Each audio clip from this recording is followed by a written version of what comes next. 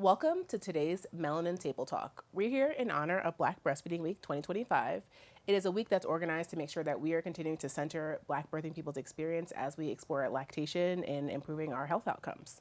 So I'm your host, Jasmine Rivera, and I'm joined today by Lorraine Meijas, who I have known in many different areas at this point. But Lorraine is a doula, an entrepreneur, a mom, and currently co-chair of the NJ Breastfeeding Coalition. So welcome, Lorraine.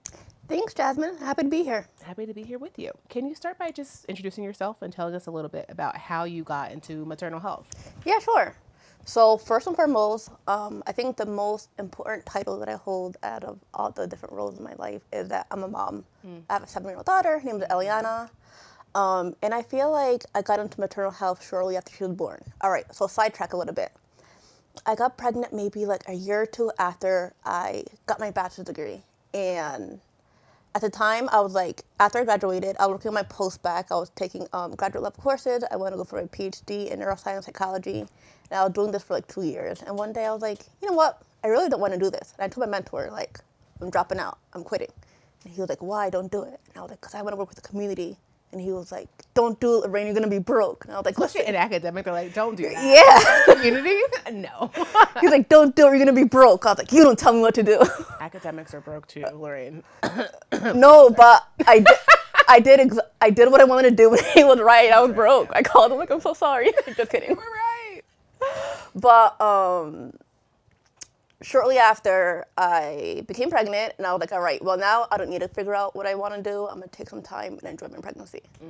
By the way, my entire like perinatal experience was like very questionable. Like I had like the worst morning sickness or just full day sickness all throughout my pregnancy. I lost like 30 pounds my first trimester. Yeah, pregnancy was not good on me. My experience during the hospital during labor and delivery was also pretty awful. And my postpartum period was also really rough. But when I was recovering from giving birth, I was still in the postpartum bed in the hospital.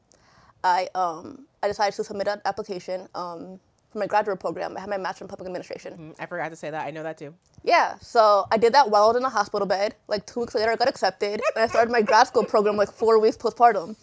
At the time, That's the best time to do it. yeah. And so at the time, I thought I wanted to do something when it came to like education reform. Sort of what you're doing. Or is that what you wanted to do? You know, well, Are you Dr. Jasmine Rivera?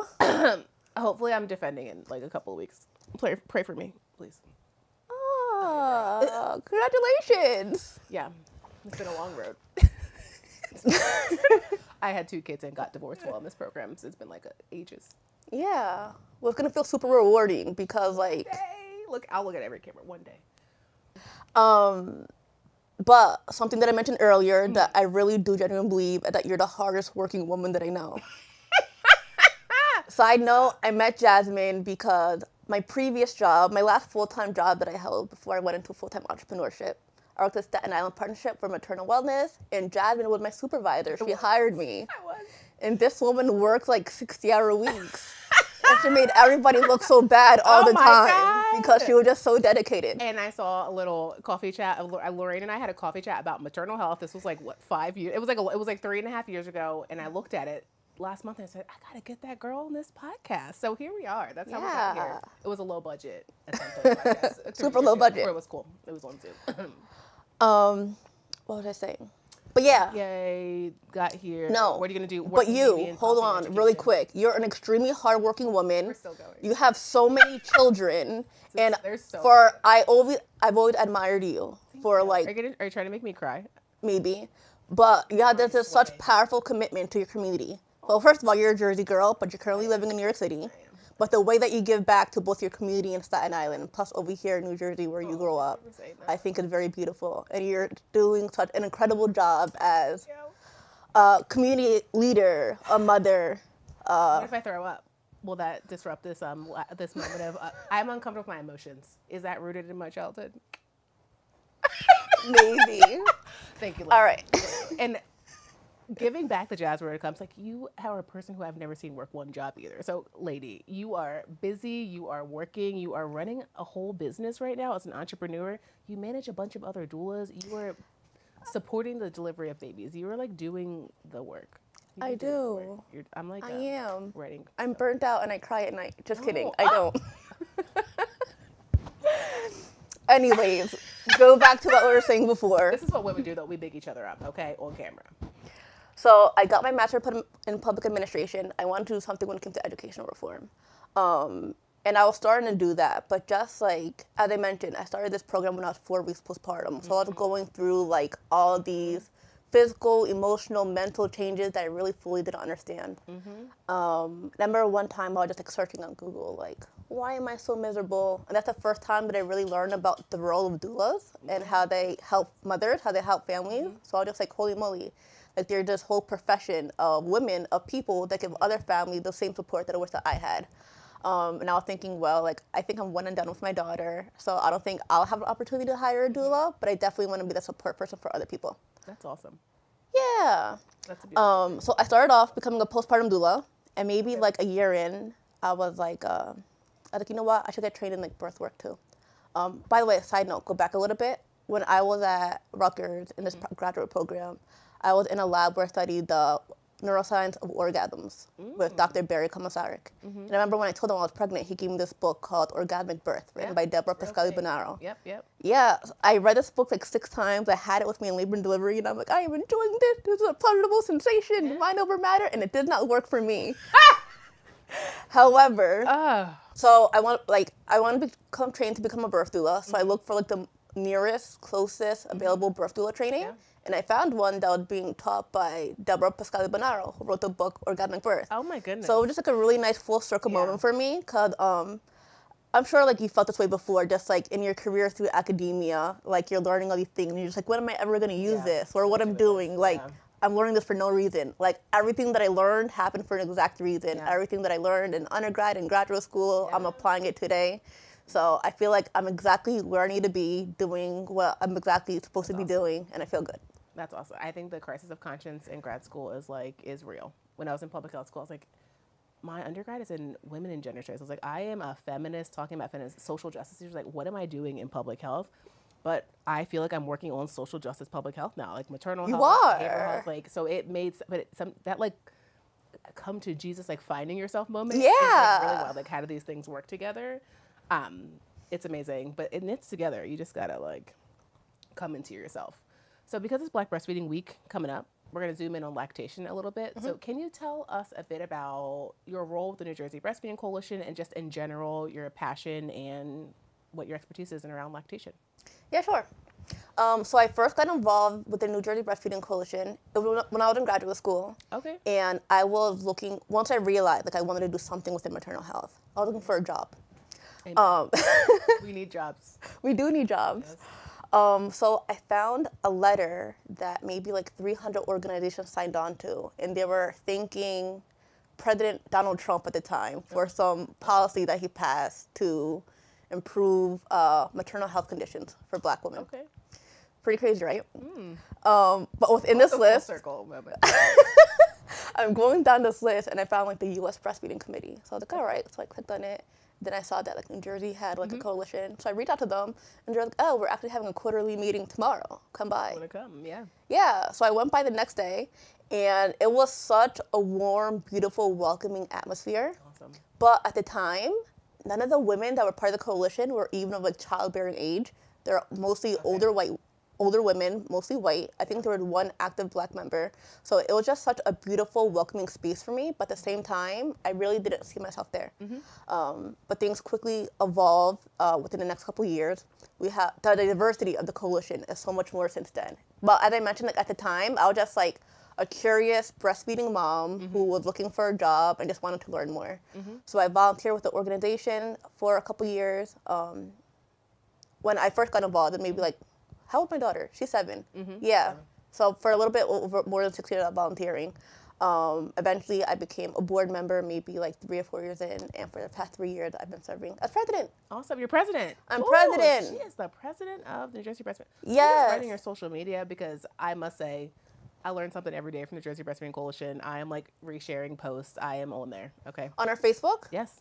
All right, so our Facebook is run, by a woman named Judy Schneider. Well, she's great. Judy Schneider is amazing. She does such an excellent job. She just retired from the board. Yeah. Okay. Yeah. And she's still running your social media? She is. She's like in her 70s, so she just retired because she wants to enjoy her golden years. Okay. over here. She's living her best life, running her Facebook and scuba diving. Judy, if you're watching, we love you at the NJBC. Lactating and scuba diving. Those two things go together. And why wouldn't it? But things like NJ Breastfeeding Coalition, like the public awareness that gets out there around all these topics, you're posting scientific studies, but also local activities and things that are happening in the news around folks who are lactating. I love it. It's like, you know, I'm a science nerd, but also love community-based things. It does all of that for me. So I love NJ Breastfeeding Coalition's Facebook. It's like, it speaks to me. Thanks. I'm so happy. Yeah. So in your current role, as we know, you're the president of the coalition, and you've been with them for a long time now, which is amazing. How do you support birthing people now who are interested in breastfeeding or hope to breastfeed? And even if that support is being on the coalition, like what does that look like for you now? Yeah, sure. So I feel like within my role as a doula, a postpartum doula specifically, I'm working more in like direct care, right? So working with families throughout the state of New Jersey. I primarily serve families in North and Central New Jersey, and that's just providing one-on-one support so that these families can reach their breastfeeding goal, whatever that looks like. Some families, they want to exclusively breastfeed. Some families, they exclusively want to pump. Others, they want to come up with like a best strategy or plan for the combination feed their baby. But it's sort of like, how do I say it? I love what I do, but it's very rewarding, but it's also on like a much smaller scale because I'm only one person. There's only so many families that I can work with. Yeah. But I really admire the work that we do within the New Jersey Breastfeeding Coalition just because we're able to impact so many more families, so many more mothers, so many more babies on a much larger scale. Yeah. So as president of the New Jersey Breastfeeding Coalition, I oversee a lot of the different initiatives that we have going on. And we have different committees within the coalition. Okay. So if anybody that's watching and you're passionate about breastfeeding and you want to get involved, check out our website, breastfeedingnewjersey.org. Awesome. And I feel like no matter what you're good at or what your background is, there's a way for anyone to get active within the coalition. So for example, our advocacy committee, they're actively working to, so by the way, it's New Jersey state law and federal law. I think it was part of the Affordable Care Act where it said that lactation consults need to be covered by insurance. And even though that is in law, that's not really in practice. Yeah, we know, unfortunately. Yeah. So something that our advocacy committee is currently working on is just like advocating for the state and writing letters to different insurance companies to sort of like tackle this issue, so that lactation consultants could be reimbursed or paid for the work that they're performing. Absolutely, which is like a critical. And we were just talking about in a different conversation. We're training what we call in community perinatal health associates. They get a dual certificate, but we also have this lactation pathway that's in there as well. Yeah, and those folks are interested in moving towards becoming IBCLCs. But if you're not an RN and you want to be an IBCLC, how do you make money if you can't bill, right? Like these things that are really important are hard to tackle. It's hard to tackle, right? Like you need to be reimbursed and it's hard to just be paid out of pocket. No, absolutely. Yeah. But even with that, like presently, only private insurance companies would even like consider covering this. Yes. So folks who are on Medicaid, they wouldn't qualify with their health insurance benefits to have a board-certified lactation consultant cover their visits. And I think technically it's in like law. I'm going to speak unintelligently about this, but it's in law, but not to your point in practice. Like you can't do it. Technically, it's on the books, New Jersey law, that IBCLCs can bill Medicaid, but you can't actually do it. Like the pathway is not there. Yeah. Yeah, which is like wild, right? Like we got close, but not over the edge where you can actually bill. No, totally. And then when you think about like the landscape within New Jersey where almost 50% of births are covered by Medicaid, and a lot of these people are Black, brown, birthing people, Black women. And we're being limited from the type of support that we can receive. Not saying that there's no opportunity for support. There are great organizations like the Chocolate Milk Cafe that are doing their work throughout the state of New Jersey. We recently had a baby cafe open in Camden. Awesome. Who the founder, Cindy Ferreira, she recently became an NJBC board member. So we're really excited about that. Shout out to Camden. I lived there for the first 3 years of my life. Yeah. There's allegedly, there's WIC, but they all provide like peer support. Where it's just like, I'm an experienced breastfeeding mom, let me help you. You're a new breastfeeding mom. I'll tell you my struggles, what worked well for me, and hopefully we can improve like your experience. But people are Black women or lower income families, they don't have the same opportunity to receive clinical board certified support from lactation consultants. Absolutely, absolutely. So, and sometimes you need that. Like we have, and a lot of times in this podcast, we're talking about our personal and professional lens. Like we're all in this work professionally, and everyone I talk to in here, we always have babies too. And like I trained in public health, knew a lot about maternal health, was in this work, had my first baby. It was not working. Like she was latching, she was getting the milk, blood. It was like a horror show. I felt at one point I was like, is my nipple still attached to my body? And it's like, I'm 3 days out of the hospital. I'm like, I can't. And I'm like, I'm not going to stop breastfeeding. I was like, I'm not going to stop it. It was horrible. And I remember I got in touch with a breastfeeding counselor and I was like, I need help. She got me an appointment at IBCLC like the day later. Immediately adjustments, like just an adjustment in latch, temporarily using a nipple shield, fixed. My baby had a tongue tie, and as soon as it got lasered off, totally fixed. But if I had not had access to the IBCLC, I probably would have kept breastfeeding and my nipple would have fell off. I wouldn't have one, okay? Because I was like, I'm not stopped. But it was horrible, right? And if you don't have access to that support, the peer person couldn't help me. She was like, this is beyond my scope. Like, this is what I think is going on. You need to get to the next level of care, which is an IBCLC. And if you can't do that, that's where a lot of folks' journey just ends. Because how do you keep nursing through your nipple falling off, Lorraine? No, absolutely. How do you do that? Okay. Question: your daughter's tongue tie revision, was that covered by your insurance? No. No. Okay. It was very expensive. They tend to be very expensive. I paid out of pocket. And again, that's something that makes it like even more inaccessible for. I could have easily. It was $1,000. I easily could have not been able to pay for that. Easily, maybe my mommy paid for it. I don't even know how I paid for it, but it's easy to see how that would not have worked out for someone, or they would have seen an ENT or someone who said there's no tongue tie there, and it would have never have gotten resolved, and then maybe I wouldn't be breastfeeding. Absolutely. It's not covered. It's horrible. You know what? That's so common, by the way. We're like, especially pediatricians are like, there's no tongue tie. And I'm like, that's what happened to me that day. It's like, I went to the pediatrician. I was like, help me. And she was like, there's no tongue tie. And then I went to the IBCLC later the same day. And she was like, homie, it's attached. Yeah. And I was like, you right. And immediate relief. Immediate relief. Good for you. Yeah. And I've been breastfeeding this is for y'all, 7 years uninterrupted. You're still breastfeeding? I have a 2-year-old who just won't leave me alone.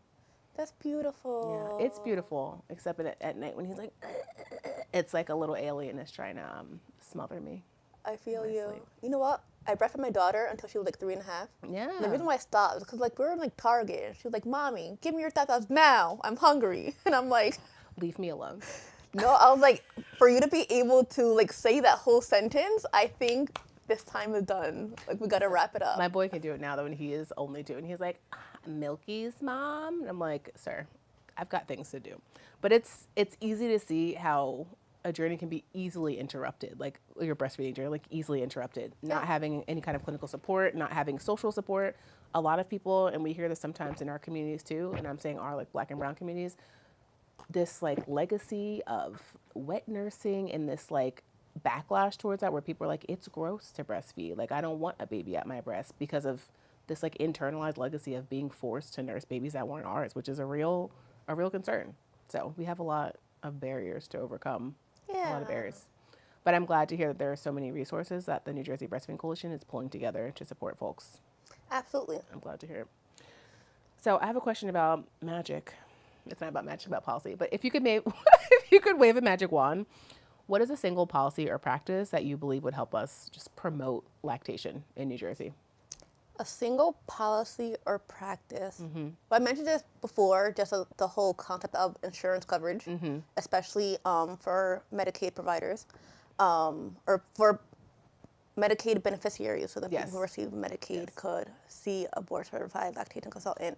I feel like that would make a big impact on the number of people who could receive. And then also before, like I was mentioning, there's a lot of peer support groups that people who are Medicaid could take advantage of, but they really can't see like a clinical board-certified IBCLC. But it's nice to have options, you know? Like you ever like, I don't know, you're experiencing something with your son, and so you go to the pediatrician, but at the same time you like post something on Facebook and get the feedback from people in your community. So just nice to have options. That's me. I'm in every Facebook group. It's like, all right, like this is what my doctor's saying, this is what people in my community are saying. I'm gonna take the information I get from both of these sources and do what's right for me. Yeah. So just being able to give more people that choice. And that's informed choice is a huge thing that we think about at Brick and at Healthy Beginnings. You can't make a choice for yourself that's informed unless you have all of the information, right? Like know what the options are for you. And so often our communities are limited in what we know is available. Like, you're a doula, and I feel like we talked about this 4 years ago when I first met you. People don't know what a doula is to this day. And like 4 years ago, it's like people are like, what is that? I didn't know I could have one of those. And I definitely didn't know my insurance could pay for one of those. Yeah. Or midwifery, right? Like, we don't know about things. We don't know that there are a whole specialized workforce who supports you to be able to breastfeed. And if you don't know, how can you make a choice that supports you and your family?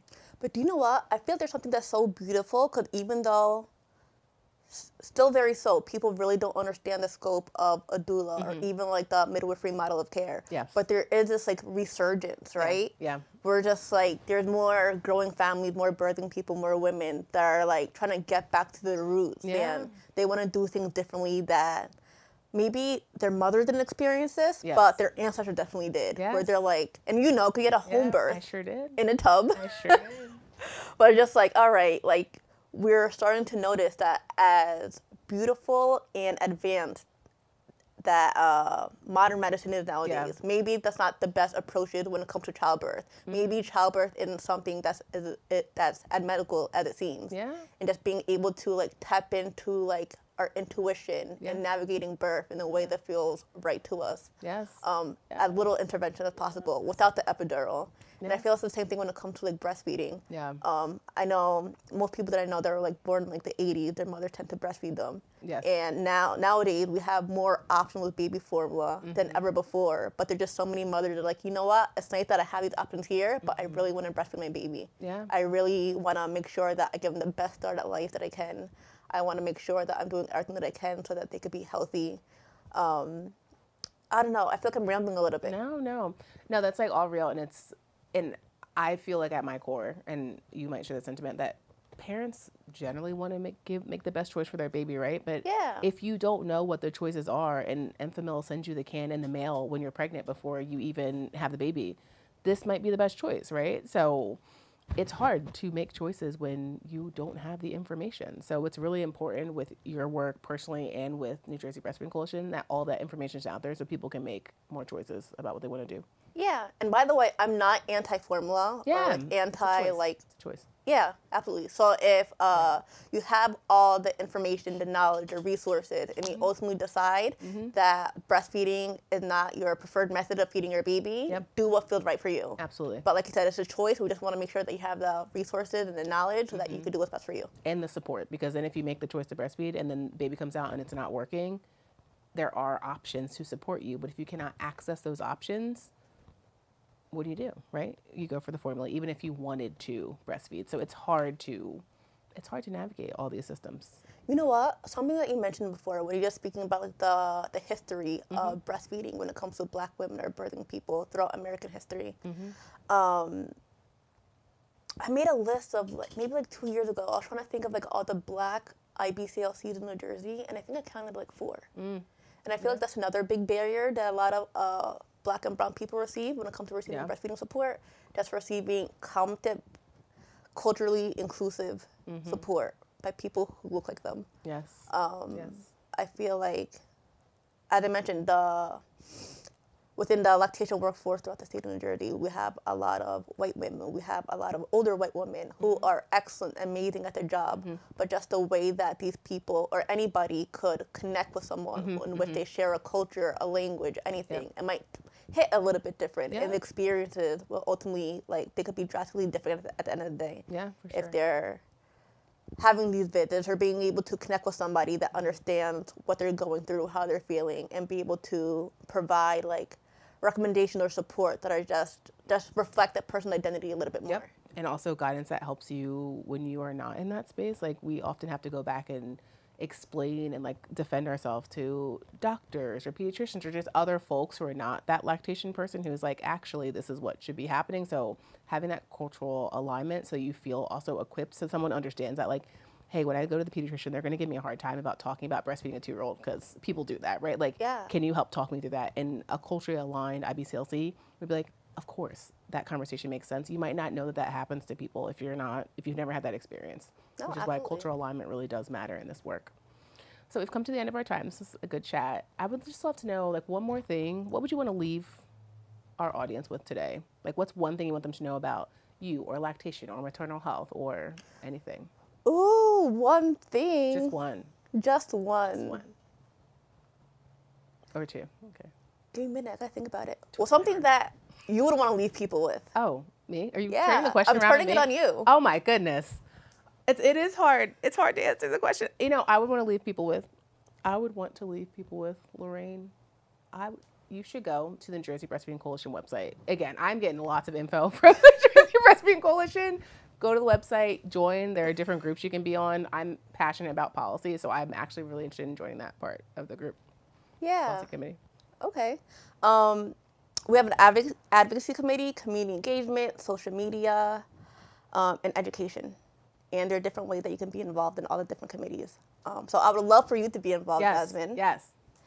And for you folks who are watching or listening, I would love for you all to get involved too. Again, our website is breastfeedingnj.org, and you can also shoot us an email at njbreastfeedingcoalition@gmail.com. Okay. Okay, one more. So I think something that I want to leave people with is to ask questions. Yes. I feel like it's like so common, right? Where it's like you're in the hospital or at home, whatever. You give birth to your baby. It's like a few days later, you're like staring at your baby, and you're just like, "Who the hell let me come home with this baby?" Like there's like no manual, like no Who let me blueprint. do this? Yeah, For real. but especially like when it comes to breastfeeding. Yes. Like the last like 2 months of our pregnancy, we're seeing a doctor so often, but Yeah. we're receiving absolutely zero information on breastfeeding and what to expect. So I feel like something that more people should be asking, or check in with your provider, get a feel about their attitudes about breastfeeding. And if you feel that they're breastfeeding friendly, maybe that could be like your primary support person. But if you're feeling that your healthcare provider isn't that breastfeeding friendly, start building relationships with board certified lactation consultants or other breastfeeding counselors, just so that you can have that support somewhere. But I think it's very important for more families to know what to expect the first 30 days when breastfeeding. Yes. I feel like very often, like, baby is fresh out the womb, a couple hours old, a day old, 2 days old, and parents are freaking out. Like, I'm not making any milk. I pumped, and I only got 30 mLs of breast milk. And I'm like, that's beautiful. That's a lot. That's so much. That's a lot. But it's like, just because they're not pumping out like gallons or like ounces of milk, like filling a bottle, they think they're doing something wrong. Yeah, but it's just like, at this point, like 2 days, 1 day postpartum, is exactly what your body should be making. But there's not that education there, so. Yeah, how do you know? Yeah. So I think that's a wrap up takeaway. The more you know. So get this information, right, so that we can have critical conversations with our healthcare providers, ourselves, our families around lactation. But we need that information before the baby comes out, because once you're in the haze of postpartum, you're not going to remember any of these things. So I hate to cut us off here because it's a great chat, but we've come to the end of our Melanin Table Talk today. Lorraine, thank you so much for being with us. You're welcome. Bye.